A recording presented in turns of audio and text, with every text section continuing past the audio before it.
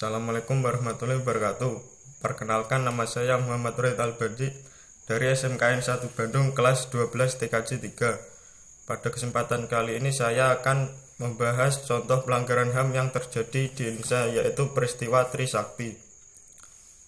Peristiwa Trisakti merupakan peristiwa penembakan yang terjadi pada tanggal 12 Mei 1998 terhadap sejumlah mahasiswa saat melakukan demonstrasi menuntut Presiden Soeharto turun dari jabatannya.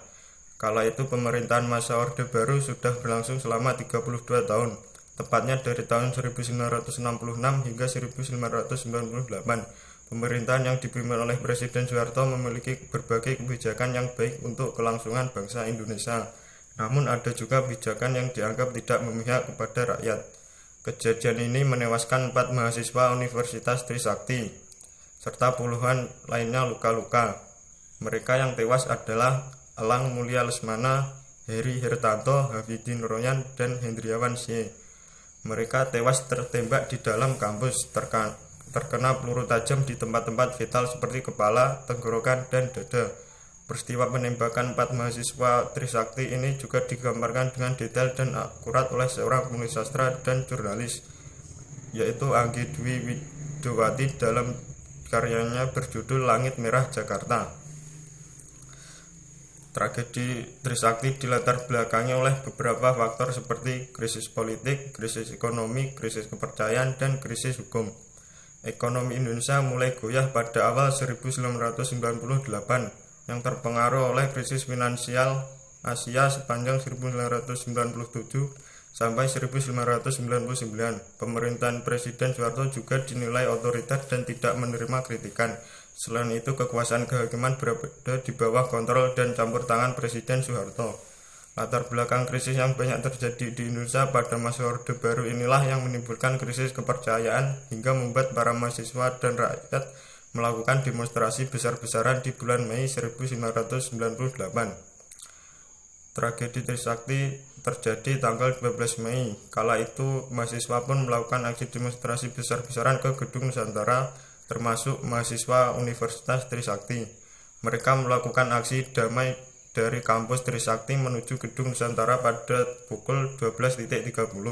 Namun aksi mereka dihambat oleh blokade dari Polri dan militer. Beberapa mahasiswa mencoba bernegosiasi dengan pihak Polri. Akhirnya pada pukul 17.15 para mahasiswa bergerak mundur, diikuti bergerak majunya aparat keamanan. Aparat keamanan pun mulai menembakkan peluru ke arah mahasiswa. Para mahasiswa panik dan bercerai-berai, sebagian besar berlindung di Universitas Trisakti.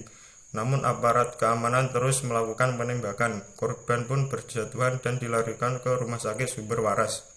Satuan pengamanan yang berada di lokasi pada saat itu adalah Brimob, Batalion Kavaleri 9, Batalion Infanteri 203, Artileri Pertahanan Udara Kostrad, Batalion Infanteri 202, pasukan anti huru-hara Kodam, serta pasukan bermotor. Mereka dilengkapi dengan tameng, gas air mata, Steyr, dan SS-1. Pada pukul 20.00 dipastikan 4 orang mahasiswa tewas tertembak dan 1 orang dalam keadaan kritis. Meskipun pihak aparat keamanan membantah telah menggunakan peluru tajam, hasil otopsi menunjukkan kematian disebabkan peluru tajam. Hasil sementara diprediksi peluru tersebut hasil pantulan dari tanah peluru tajam untuk penembakan peringatan. Peristiwa tersebut kemudian menyulutkan semangat mahasiswa hingga adanya demonstrasi yang lebih besar pada tanggal 13 sampai 14 Mei 1999. Kondisi bangsa yang semakin tidak terkendali akhirnya memaksa Soeharto untuk meletakkan jabatannya di depan Mahkamah Agung pada tanggal 21 Mei 1998 pukul 10.00 pagi. Pada saat yang sama, Soeharto kemudian menunjuk wakilnya B.J. Habibie untuk menggantikan posisinya. Sekian dari saya. Kalau ada kesalahan, mohon maaf. Wassalamualaikum warahmatullahi wabarakatuh.